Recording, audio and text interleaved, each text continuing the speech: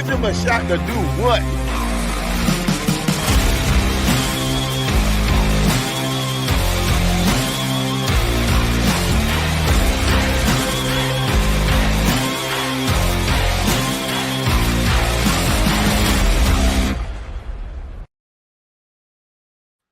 I mean, it's only been a week. You'd think I'd remember to hit the fucking button, but you know what I mean?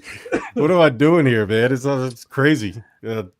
You know what it is? These Sixers fans are killing me with this NBA trade deadline stuff, man. You trade one guy who paints his nails and you freak out like we're trading away Iverson in his prime, and you know they freak out all the time over little things. But anyway, here we are. New pod. Super Bowl is upon us on Sunday between the Patriots and the Seahawks. So we'll talk a little bit about that, about whose legacy will be more defined by a victory. We'll talk about Mike Vrabel setting the bar dumb high for these NFL head coaches out here.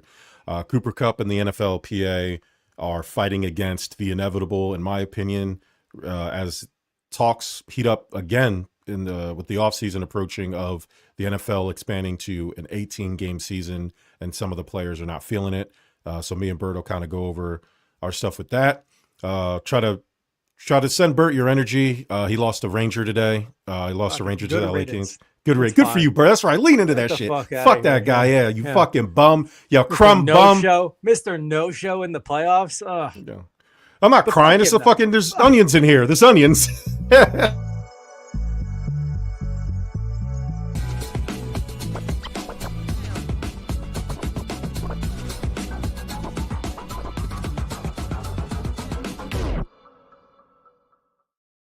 Sports. What's up, everybody? Welcome to Stuff About Sports, presented by the Give Us a Shot Network and powered by Fast Break Coffee, and sponsored, as always, Bert, by the haters.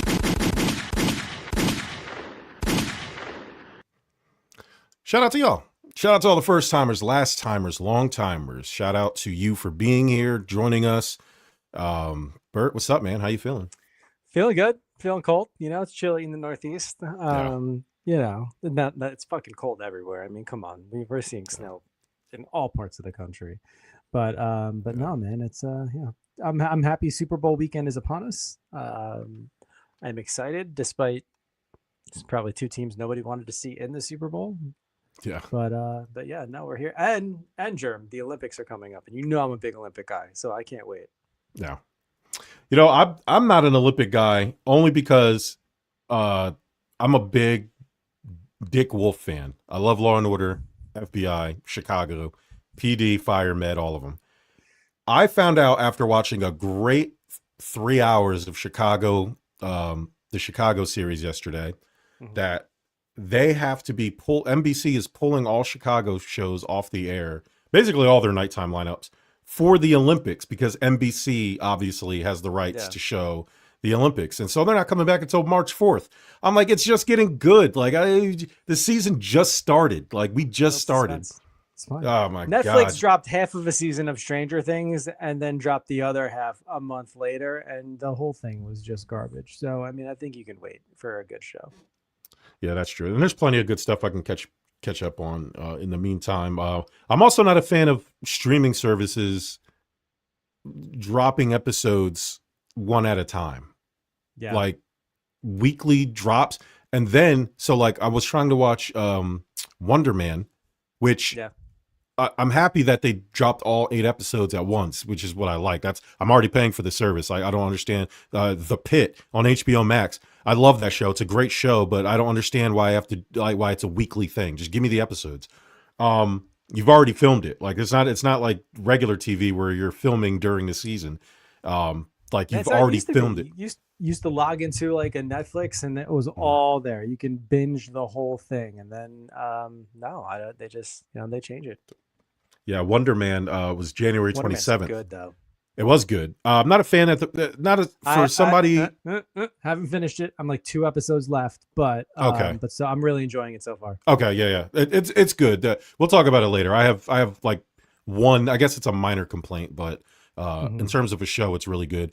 But it didn't drop until like 9 o'clock at night. I'm like, why is there debut They do that times shit on a. all the time. Yeah, I don't know. understand that. You I say don't know if January it's to appease 27th. the West Coast. I don't understand it at all. But what's weird is like some of them are like they're dropping at like noon and shit. So I see people like taking off work to watch them, and I'm like, what the fuck? Like, Well, it's, yeah, it's I mean, either like super late or super early. I shouldn't be penalized because I prioritize my life to watch a TV show. That's it. I have unlimited PTO, man. Take off, call sick. You know what I mean? The best part about starting a new job is all 4 of your grandparents are alive again. So that's how I feel about it. So Bert, let's get into the Super Bowl stuff. We talked about Patriots. We talked about, I like to call it the fraud bowl. Two teams that have feasted on the easiest schedules in the NFL, but here they are in the NFL Super Bowl. They made it through the playoffs, so I can't hate too much. It's just residual Bills anger here. That's all that is. Yeah. But you look at they are two really good, interesting stories, I guess, right? Like you have 100%, yeah. You have what could be a budding dynasty, right? In terms of Mike Vrabel and Drake May and the Patriots, that story could be something. And then you have the Seahawks, who are one, trying to exercise the demons of past Super Bowls versus the Patriots. Two, have a quarterback who is trying to complete the redemption story. I think a lot of the doubts that people had of Sam Darnold are probably over with by now. I feel like he's answered pretty much all the questions you would need to answer from a person who's had the career path of a Sam Darnold. Yeah. But then you have like Mike McDonald, who is a new coach, second year, brings them to the Super Bowl. People questioning him, can a coordinator come in and actually do this thing? And then the team, who is not constructed like a traditional team as the way we've seen it. To me, they're constructed like a true throwback team. Like there's no really overpaid guys. They don't lean one way or the other. They're just a really balanced, well put together football team. But let's focus on the quarterbacks. Bert, in your opinion, whose legacy would benefit more from a win? Upstart Drake May or comeback kid Sam Darnold? No, I think Sam Darnold's legacy, his personal legacy, would benefit more with the Super Bowl win. It'll put him in the category of Joe Flacco's and Trent Dilfer's alike. And I'm not saying that to be a dick about it. Right. I just think you said it.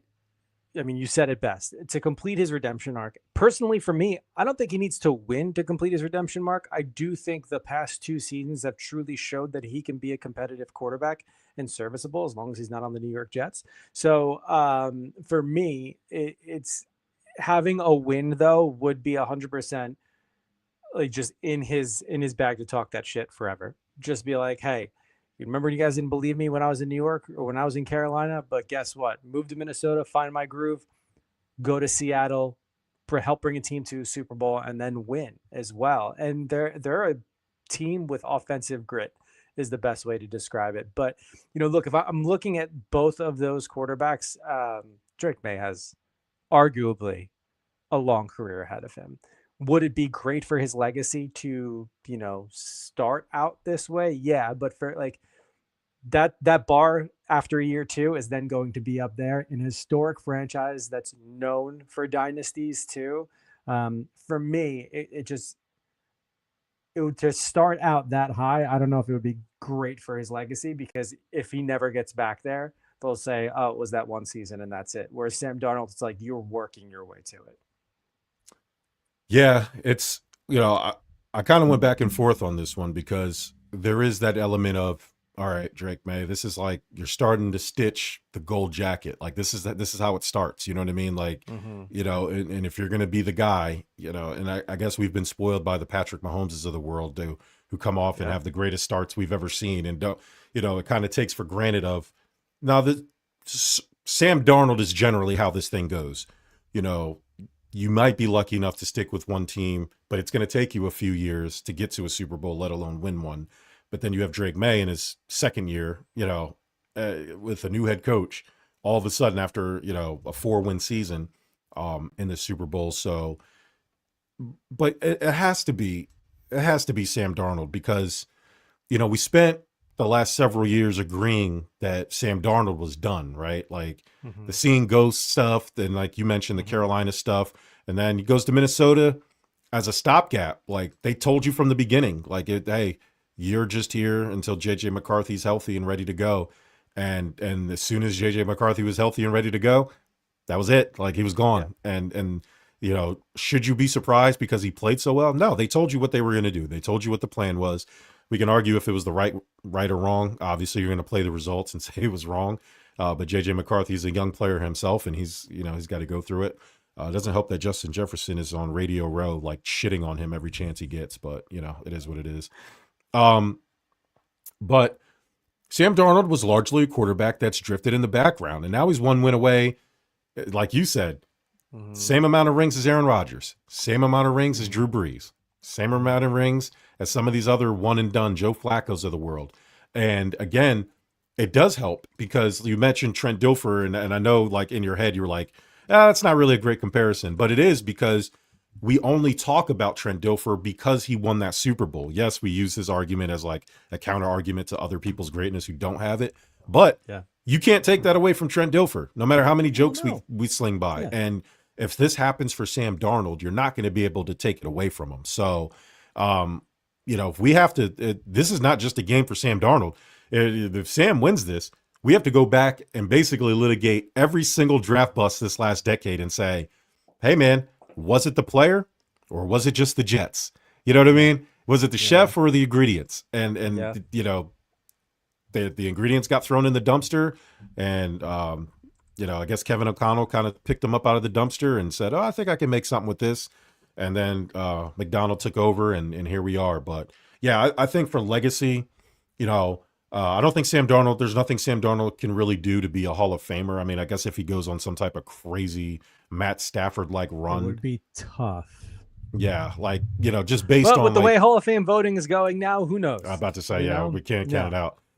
But for Drake May, this could be the start of a Hall of Fame career, and so it's a good launching pad if Drake May is able to pull this off. But I think for, like as you said, right now, his legacy, basically his career, more closer to done than starting, I guess would be a fair way to say. Not to say that Sam Darnold's Matt Stafford and it's like, hey, he only has a year or two left, but he doesn't have a lot of time. So I'm with you there on Sam Darnold there.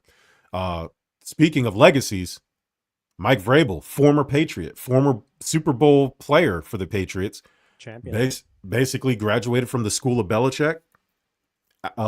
Did very well with Tennessee, and for some reason they let him go for 20 games of Brian Callahan. Now Robert Saleh's there, Brian Dable's there. Hopefully they turn it around and it works out for them. But in the meantime, they have to watch their old coach take a 4-win team to the Super Bowl in his first year there. Amazing stuff but we just saw a slew of head coaches start in the leagues. First time coaches, second time, some maybe third time coaches somewhere. Has Mike Vrabel to you kind of set the bar too high for expectations of new coaches? Yeah, I mean, look, in his type of former player coaching, or just his coaching style, yes. And I liken him to like a Dan Campbell, if you will. He's got that culture buy-in immediately. He commands the room. He has this kind of like tough football attitude. This is what still works. He builds the trust immediately. He's been through it before. But also, like, if you look at his coaching style too, he's got great situational and game management. He knows the game inside and out. I think when we're looking at him personally setting the bar 100%, if you're that style coach, like if you are the Vrabels and the success Dan Campbell has had, I mean, look, year one with Detroit, but then the building blocks upon it over and over and over again, obviously not the same level of success as Vrabel at this point, but I mean, still up there. So, I mean, you have a combination of just phenomenal football IQ into culture adds, locker room buy-in, and just that tough and grit that is football, and surrounding himself with, honestly, a phenomenal staff too. I think, I mean, other teams should look and say, I want that type of coach. That is what I think this organization needs. especially, I mean, we talked about, you said, I mean, the Seahawks roster in itself, like looking at like there's, I mean, no large names on there. It's kind of like no huge paid out skill players. I mean, the Pats can stay the same, especially with a second year QB under center too. So I honestly think Vrabel has done a phenomenal job, and nobody can argue otherwise. And look, even if he didn't go on this, even if he didn't coach a team to the Super Bowl, or the Pats to the Super Bowl this year, I mean, they can still point to his career in Tennessee and say, yeah, no, he's a great coach. Yeah, I think there's a specific set of circumstances that makes this a viable thing for the Patriots. So I don't think that's Mike Vrabel. I don't think any organization could say, look what Mike Vrabel did. He built it in a cave with scraps. I'm not Tony Stark. Like it's not that simple. And I think because of that though, there is that air. Like you look at the Bills, who fired Sean McDermott after 9 successful seasons, and they promote Joe Brady, and Bills fans are expecting to get to the Super Bowl next year. And I think that is large in part. Expect that every year though. Yeah, but I think, I think typically when you fire a coach, you are expecting at least an adjustment year. Yeah. But I think when you have, especially within our division, you have Vrabel, who has no link to any of the players there, take a team and coach them. There is no difference between last year's team and this year's team. You add a Mac Hollins and Diggs, but they weren't like huge contributors to what the Patriots were doing. And Diggs was there. No, Diggs was there before Vrabel. So yeah, like it's so yeah, because Diggs was there last year and he was I think he was banged up. But either way, you add Mac Hollins, not a huge contributor. Like it wasn't like you added Jamar Chase to the team. That team is largely the same. So when you look at like the Bills now are talking, all right, what's the staff? Oh, Joe Brady, he was already there. It should be simple. Like you just don't, give it up in 13 seconds and we'll be fine. But I think that is in large part because of the success that Mike Vrabel had in the division. Hey, Mike Vrabel did it with people he didn't know. And then you have, Tennessee with Robert Saleh. And then, well, you got Brian Dable. It's you and Cam Ward, who's been awesome. We expect to make the playoffs now. Like that's some of and then Ben Johnson started that. It's like, this hot coordinator gets this head coaching job, and look what he did with the Chicago Bears. And so I think Mike Vrabel now, I think Ben Johnson set the bar, especially if you're a big name offensive coordinator, considering that this league is going towards the offensive side of the ball. Now Mike Vrabel has kicked it up a notch because now he's, again, he's taken a 4-win team to the Super Bowl. Therefore, he has now shown you that it is possible, that the roster doesn't matter all that much because the roster was largely the same. The turnover was really with the coaching staff and some of like the ancillary players. But Mike Vrabel himself, as somebody who represents second chances in the league, I think he's giving ownership like, holy shit, like if we find the right guy, this is what's possible. So I do think he set the bar pretty high because you're going to get measured by that. You're going to get measured by Mike Vrabel took a team in his first year to the Super Bowl. Now, they can never win a Super Bowl or get to the Super Bowl again in his tenure, and they could just be a decent team, and that's it. But as of right now, teams are looking at what he's accomplished, and they're going to expect that, or at least say, what can we look for in a coach to help us get there? And you hear a lot of this stuff. You hear Stephon Diggs, who's been in the league 11 years, who's had his share of issues with coaches, tell you that Vrabel's the best coach he's ever been around because he cares. Not that other coaches didn't care, but there's the way he talks to the players, the way he allows the players to have freedoms, but also be strict and like be within themselves. And like he instills that belief. I think that can only come from a player. So that there's another part of that. I think players respect him because not only he wasn't just a player on a team, right? Like he was like a contributing, like mainstay type player for the organization that he's coaching right now. So, now that I've talked myself into circle, again, to my first point, there are extenuating circumstances, but I also think people will always just play the results. The result is the Patriots are in the Super Bowl in Mike Vrabel's first year coaching.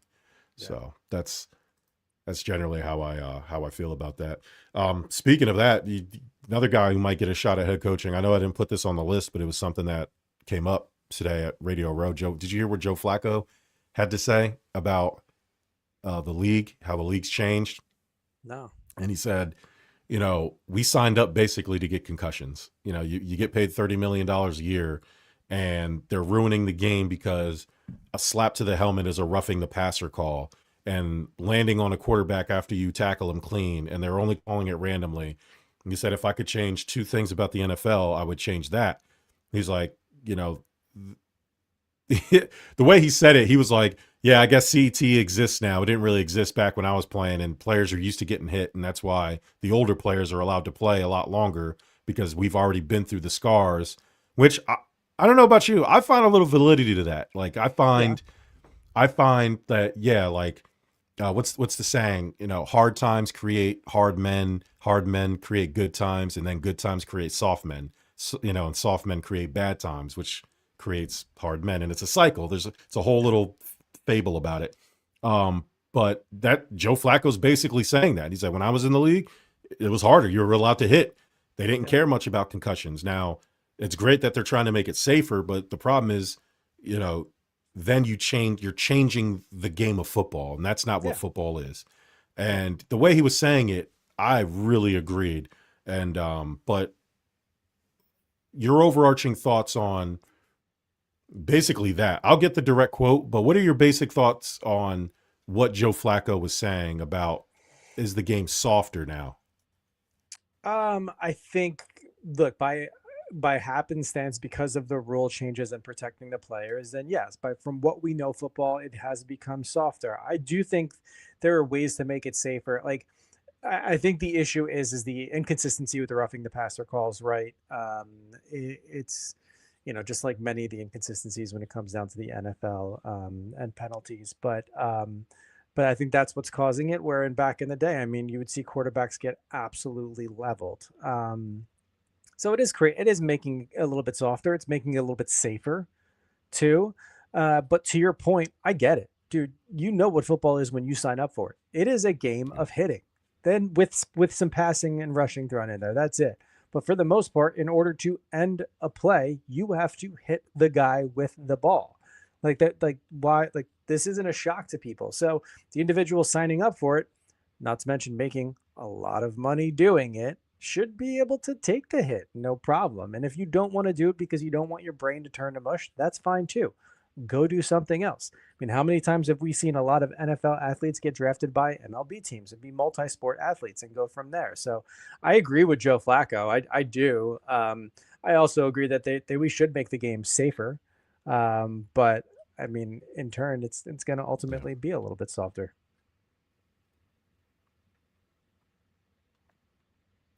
I don't think it should be roughing the passer when they land on us. I don't think being slapped in the head should be a roughing the passer call. It honestly annoys me because it affects the games in negative ways at some times. These 15-yard penalties in big situations that really shouldn't be penalties in the game of football, they change the games. And as a fan, I don't like it. I want it to be up to us. Getting slapped in the face should not change the game. Not at all. He also said... the other thing, this is the funny part that he said, I don't think anybody coming into the league these days is quite as battle tested as guys that came into the league 15 years ago. It honestly annoys me because it affects the games in negative ways, and they can call it, not call it, but it needs to get out of the game. They need to go back to the way it used to be. I know CT is a thing these days and all that, but it's football. We signed up to play it. So, yeah, I mean, that's no lies told. In a nutshell, like, that's what he's saying. It's like, hey man, it's a violent, and I like the way he said it, because he wasn't, I don't think he was like, he wasn't saying get pussies, rid of it completely. like, you know what I mean? Saying like CT's fake. saying like, if somebody taps me on a helmet, Right. it shouldn't be a 15-yard penalty. Like, that's insane to me. Right. You know, I get that. Like, I really Yeah. do. Like, if it's blatant, that's fine. But if someone puts a hand up and it hits somebody in the helmet, and that's just ridiculous. You're not roughing anybody in that situation. 100%. There was one thing that I thought was interesting. It was funny. And I just wanted to get your opinion on it. Okay. So we talked about Drake May, Vrabel, all that good stuff. Let's get the predictions for the game, Bert. Who's going to win? Why are they going to win? Who will be hosting the Lombardi Trophy after Super Bowl 60 on Sunday? I think the Seahawks are going to win. I do. Which sucks because I do like Mike Vrabel. I think Drake May is a good quarterback, but I am partially rooting for Sam Darnold. But also, I just think I think they're a better offensive team through and through. I think that Sam Darnold is having the experience he does in the NFL probably makes him more prepared for this game. And not that Drake May is not going to come prepared. I just see Sam Darnold having a much better game all around. I also think that their offensive weapons are a little bit deeper than the Pats too. I do think it's going to be close, but I honestly really foresee the Seahawks coming out on top. We've seen this in time and time again in the Super Bowl. A lot of times, as much as it comes down to the individuals on the field, it also comes down to the coaching as well. And I cannot put especially Mike Vrabel, a man that has been to 4 Super Bowls and winning 3, I think, as a player, or something along those lines. Like, he knows what it takes to win in those situations and in those games too. So I think if anything, he's going to come incredibly prepared. But yeah, I just see the Seahawks winning it. I am physically incapable of picking the Patriots. Like, there's not I don't care if Drake May is the second coming of Andrew Luck. I don't care if Mike Vrabel and the Warriors have come out to play. I don't care about any of that, Bert. I don't. I think we've seen in this playoff, this Patriot offense and specifically Drake May, be very vulnerable. They've won, again, top defenses, but a lot of close games that could have went the other way. They needed a blizzard to beat the Broncos and a backup quarterback. I honestly think this will be I think this will be a blowout. I think the Seahawks are going to blow them out the water. I'm talking like a 30-7 type blowout. Like Okay. I think it's going to get out of hand, and I think it's going to get out of hand fairly quickly. I think we've been fooled. I think people have been fooled from the Patriots' success. Kind of like how, we talked about the Eagles. You can't just look at wins and assume or make that the whole story. There's nuance to a lot of these things. And the Patriots are another perfect example of that. The games they're winning and the way they're winning them isn't there's always a flaw in the opposite team. Like we talked about the Broncos. We talked about we talked about their schedule, like the players, the quality of quarterbacks they've had to go through throughout the whole season. And again, they won the games. They're in the Super Bowl. Obviously, they did something right. But now we're talking about 2 good teams that are battle tested and went through the paces. And again, if you want to know how good a team actually is, it's not about just how many points they lucked into. You look at their advanced analytics like the DVOA. The Seahawks DVOA is probably twice as good, not probably, is twice as good as the Patriots. Like, they've just been a flat out better team all year. Matter of fact, this Seahawks team this year has the 12th best DVOA ever as when they started recording these things. Yeah. So since 1978. So they aren't just good, they're just historically good. They've managed, basically, it's not just the offense too. The big thing on the Patriots is it's the defense. Well, the Seahawks, you can't really point to which side of the ball is carrying them. They're not either. Both of them, it's like the Legion of Boom and, the greatest show on turf all rolled up in one. And the Seahawks have proved it all year. And I think the only reason we haven't taken them more seriously is because Sam Darnold has been the quarterback. And we've just been like, oh, just wait. Well, we waited. The waiting game, yeah. Yeah, but we waited. Yep, exactly, Bert. We waited until the Super Bowl, and here they are. So I'm done waiting. Sam Darnold has answered his questions to me. Again, we talked about Daniel Jones. Is it the chef or is it the ingredients? Sorry to bring your Giants into this, but Daniel Jones suffering in New York, and then going to Indianapolis and playing like an MVP candidate until he got hurt. And I think Daniel Jones answered a lot of questions, not just because of his play, but he was playing with a broken leg, basically 3 or 4 games towards the end there. and it just became too much. Like he couldn't afford to sit out. I think because he knew he was playing well, and if he sat out or got hurt, like, maybe he wouldn't get this chance again. But more stats from Mike Powers, the troll in Mike Powers' basement. Seattle has the league's best 35% defensive rush success rate, and the 40% overall defensive success rate, which is third in the NFL, which means they are getting to the quarterback. So I expect a lot of Drake May running around for his life and hoping that Mac Hollins and Booty and Diggs catch those Hail Mary YOLO balls, because I don't think he's going to have enough time to let the plays develop in the way that they should. So that's... We're going to see a frustrated Stephon Diggs on the sideline. I think you will see an overly emotional Stephon Diggs, especially if the game gets out of hand. For the Patriots' sake, you would hope that it gets out of hand quickly, because if it's close, I think his anxiety will take over and he will overreact to every missed ball or every drop pass or every overthrown ball or every ball that doesn't go his way. That could be a thing. Like we again, show me your past, I'll tell you your future. Like we've seen, like he can say all the nice stuff he wants on Radio Row. We've seen this story multiple times in different locations. So, and especially a guy who's been begging and wanting this with every fiber of his being and telling us this, for him, I think this means a lot more for his legacy, for his own personal legacy. I don't know if this is not going to vault him anywhere, but I think for himself, to validate himself as one of this generation's best receivers, he wants it. And sometimes there's such thing as wanting it too much. And I think if this game doesn't go the way, I think, honestly, I think he's okay if he doesn't contribute much, as long as the Patriots win. I don't think like a catch or two here or there, does he want to, of course he wants a touchdown, but I think if the Patriots are rolling and everything's going good, I don't think he's going to care at all. Much like AJ Brown and their Super Bowl run. But like AJ Brown, when things aren't going the way he thinks they should, I think you're going to hear about it a little bit. And I don't know if that's going to be a good thing for the Patriots. Not a good time during the Super Bowl to kind of bring any of that stuff up. Admittedly, hilarious that Sam Darnold in the same draft class as Lamar Jackson and Josh Allen and these guys playing in the Super Bowl made me not want to pick. In reality, I hope both teams lose. I hope so. I know that's impossible, but there's not, as a Bills fan, I'm not rooting. I love Stephon Diggs.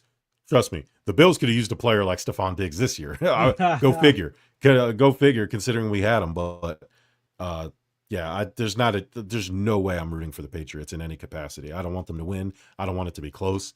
I hope Mike Vrabel gets sick and gets his stomach food poisoning and can't make it to the game.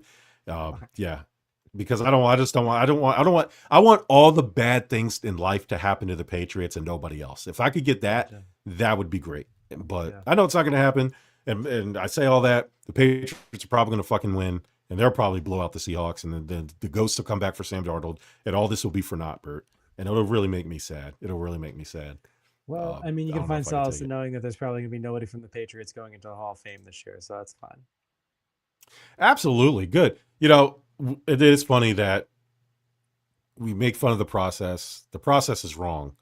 Yeah. I can understand if you're punishing, even though I don't think you should be punishing them for that. It's not a hall of morality. It's a hall of fame. And this is not, again, we're not talking about fringe guys who have won a couple titles here or there. These guys are responsible for the greatest dynasty in football ever. Yeah. And, you're talking about the greatest coach of all time and possibly the greatest owner of all time. And then you're going to be talking about the greatest quarterback of all time, not being first ballot Hall of Famers. That's nuts. Just so you could send a message. There's no way Brady's not going in first round. Like, that would be insane to me. I don't know. I don't know. He deflated balls. I don't know. He broke his cell phone. Yeah, broke his cell phone. Jiu-jitsu teachers everywhere will be rooting against Tom Brady. I'll tell you that. But I don't know, man. I can't trust the voters. Sorry. Like you say that, you're absolutely right. There shouldn't be, but Terrell Owens should have been a first ballot Hall of Famer. Yeah. Yeah. I don't like, there's plenty. Derek Jeter should have been a first ballot Hall of Famer. Ichiro should have been. He just wasn't unanimous. Oh, that's right. He wasn't unanimous. That's what I'm saying. But he should have been unanimous. It's the same. Yeah. It's the same difference, right? Like that's right. Yeah. He wasn't unanimous. And that was the thing. It was a Boston guy. It was a Boston guy. That's silly. That's silly to me, dumb. man. Like it's dumb. Yeah. It's dumb. You can be for pettiness and judging morality. Like judge how they played, plain and simple. You know? What they gave the game. That's what the Hall of Fame is for. It's not because T.O. was a jerk to you and he did sit-ups in his driveway. It's not because you think that Tom Brady deflated balls or Pete Rose bet on baseball, whatever, as a manager. Like, what did he do as a player? Like, you know what I mean? That's what you're voting for. He's not, never mind the fact that owners and like players and non-players shouldn't be in the same pool that you vote for. So you can argue the morality part, but also how the voting is done also needs to be overhauled and maybe, and if you're still going to vote them out, then whatever, on top of the fact that the vote should be public, but whatever. It is what it is. I mean, stays down this road, they might be in the future. Yeah, maybe. One last thing, Bert. NFLPA Cooper Kupp, talks of expanding the NFL to an 18-game season heated up yet again. Cooper Kupp and the NFLPA strongly advised against it, citing player safety, blah, blah, blah, blah, blah, millionaires crying about playing one extra game. How do you feel about an 18-game season? Do you think Cooper Kupp and the NFLPA are right? What do you think about an 18-game season? I feel fine about an 18-game season, right? Like, it's one extra week. I truly don't understand what the big deal is. I think if you're worried about player safety, then, and I don't want this, but get rid of Thursdays. Get rid of Thursday games. Yeah. That way you don't have to worry about players playing on shorter weeks. Like, it's that stuff that I'm more like, okay, one extra week, you don't have to practice and or play before going to a postseason where you might, I mean, this is the thing. Some teams are only going to play 18 weeks. Some teams are going to play more than that. So like, no one's going to complain when they win the Super Bowl and you're playing way more games than the extra. It just, to me, it's silly. It really is. I'm all for player safety, but I don't think the extra week is what's going to push it over the edge. To me, it's just dumb. And you are getting millions of dollars to do so. You just look like a crybaby. But I mean, look, this isn't the only sport where we see this in, right? There have been talks about like the NBA and the NHL. Like they play 82 games. And they're like, is this too long? Should we shorten it? Like, what should we do? It's like, come on, guys. Like, you play 18 games. Just play the extra game. Season. Just play the extra game. Yeah. Y'all don't play the full slate anyway. Like, have y'all sit out for whatever reason anyway, so it doesn't matter. You get bye weeks, you get breaks. Like, yeah. I'm not going to be the guy to tell these world-class athletes that, playing the extra game, the game isn't dangerous. We talked about it with the Joe Flacco thing. Yeah. People get hurt. I'm with it. But I think an 18-game season is a massive opportunity for a better version of the sport. And it has nothing to, and yes, it's the extra game. But if you look at it, we obsess, and what Cooper Kupp and the NFLPA are talking about is the wear and tear, injuries happening. And that's what they're citing. Basically, Cooper Kupp is using his own injury history to justify it. But if you remember, Cooper Kupp had his injury early in the season. Yeah. So, like, when I look at where the injuries are coming from, I think statistically, most of the season-ending or long-term injuries happen within the first 4 weeks of the season. So, if 18 games means nuking the preseason entirely, we'll trade away the meaningless practice games where guys get hurt trying to make the 53-man roster for real games. Like, if you're going to tear your ACL, do it in January, not August. Like, you know what I mean? Don't, like, it's, and you know how you combat that? You do what the NFL did before. You just bring back 2 bye weeks. I don't care, in whatever form or fashion you do that in. And I'm with you. if you don't, and especially if you don't, you should eliminate Thursday games, period, and just do Saturday and Sunday games, maybe. If you want a special day, like special Saturday games. But if you keep Thursday games, then what you do is with the second bye week, the way the schedule makers do it is you make sure that Thursday game, those teams don't have the short week, right? Yeah. You follow it up with a bye week. That way they get an extra long break because of whatever. So they're not playing on a short week. Because again, annoyed this year that wild card weekend had a Monday night game. Like, what the fuck are you doing? Because the team that wins that has a shorter week to prepare for the next game on Sunday. Like, what the fuck? The Bills did that. They had the Sunday game, and then they had to turn around and fly to the Monday game. They had to turn around, fly to Denver on a short week and play Saturday, 1:00. And so it was like, holy shit, man! Like, we had no time to do anything. And I'm not attributing the loss to that. I'm just saying, like, it doesn't help either. You know what I mean? It's just that's silly, because then that's where the injuries happen. So this is what I'm saying. Like, I mean, it's one thing to criticize one extra game, one extra week. I get that, but there are other ways to try to limit injury, but also it's so unpredictable. Like, you can't sit there and say, I'm working more, therefore I might get injured more. And I understand it's a violent game, but like, you take that risk week 1, Aaron Rodgers, like, so it could truly happen at any time. Why pick on the extra week? Yeah. It's one more game check. Yeah, 100%. That you're right though. That Thursday game is the killer. Like, that's the real. So again, 18 weeks, you stretch out the season to a 20-week season, including the 2 bye weeks, right? I guess it would be 22 weeks, because I would assume you do 2 preseason games, which is all you really need. The preseason is just to fill out your roster. So you give a game and a half to your bottom side of your roster to figure out who's going to make the team, and you give a half to the starters, or however you want to do it. You know what I mean? Like, the starters don't need a bunch of games to get ready for the season, or you do a game for the roster and a game for the starters, however you want to do it. But 2 bye weeks will fix a lot of the problems. 18, the other problem that solves is, I know that league is big on the international games, so I guess it would mess that up, because the only good thing about the international games is that you don't have the unevenness of the home and away teams, but you still have a little bit of it. I think we have 9 international games again this year, but that eliminates who gets the extra home game, who gets the extra away game. I'm a big fan of even game seasons for that reason right there. The equal amount of home games, equal amount of away games. Obviously, the international games are not going anywhere, but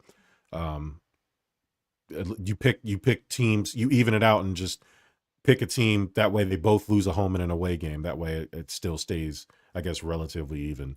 However you want to do that.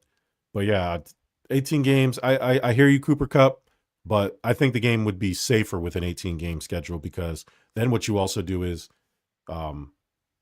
and with the caveat that they do these things, we're not saying that this is what's happening. I think it would be safer if you add an extra bye week and you expand the 53-man roster to, let's say, 60. Like, you bring in some extra bodies that you can keep that you don't have to do any type of like practice squad gymnastics with. You expand the rosters, give people a little bit extra breaks. Not that I'm advocating load management, but it's not easy. It's a brutal sport. Yeah. But the move from 16 to 17 teams didn't break the league, and we just got a little bit more football. Players get more of that revenue, that 50% share that they get, and we get to keep talking about stats like EPA and DVOA, and have an extra week to do Bucket of Doom and a bunch of other fun stuff. So I'd say we go for it. Bert, do you have a game ball you want to give out? Hey, man. I said Olympics are here. Olympic hockey has started already, and the women's national team for USA beat the pants off Czechia today, 5-1. So my game ball is going to them. I cannot be more excited for more Winter Olympics and Winter Olympic hockey for sure. I had a game ball to there's this runner who broke a ridiculous racing like mile record, and I lost the indoor mile one. Yeah, the indoor mile. Yeah, and man, I just saw that too. I had it written down. I can't. This is what happens when all my notes are scheduled around, and I just ruined this entire segment. Let me just quickly Google it because I want to get his name correct. But that was when I saw that, I said, "Holy shit!" That to do that at the age 19, and let's see. Oh, this sucks. This sucks that I can't remember how this guy's name was. It was 16, I think his age was. Jonathan. Is this it? Here we go. Ross Kuhn broke the indoor mile record. Oh no, this is the world record. I'm sorry, the kid.